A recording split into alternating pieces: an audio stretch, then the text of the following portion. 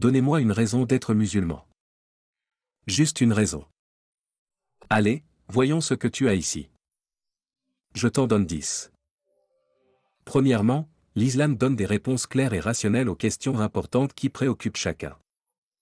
Par exemple, où avons-nous été créés, quel est notre but dans la vie et que nous arrivera-t-il après la mort? Deuxièmement, l'islam prend en considération la nature humaine.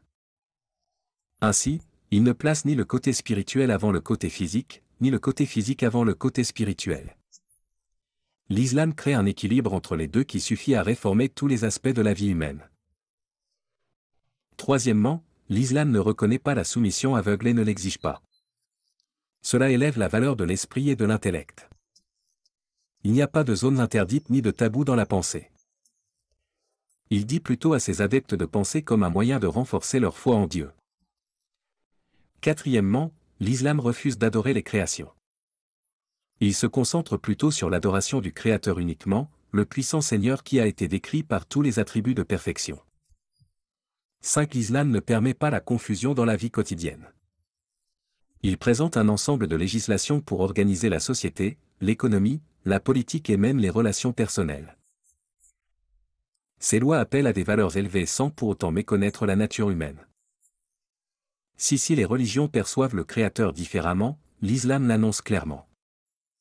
Il n'y a rien qui lui ressemble et rien ne peut lui être comparé. Il possède tous les attributs de perfection qui le rendent digne d'adoration. 7. Islam respecte tous les prophètes et les décrit comme les humains les plus réformés et les plus pieux, adorant Dieu Tout-Puissant qu'il a choisi pour transmettre son message. 8. L'islam refuse les prétendus médiateurs entre l'homme et Dieu, comme les prêtres, les ecclésiastiques ou les idoles, etc. Cela vous connecte directement au Créateur, car tous les hommes sont égaux devant le Créateur et aucun n'est au-dessus des autres sauf par leur piété. 9. L'islam n'oblige personne à l'adopter. Vous devez penser par vous-même pour être enfin choisi par Dieu pour entrer dans son paradis. Dieu Tout-Puissant dit qu'il n'y aura aucune contrainte à l'acceptation de la religion. Les bonnes orientations se distinguent des mauvaises.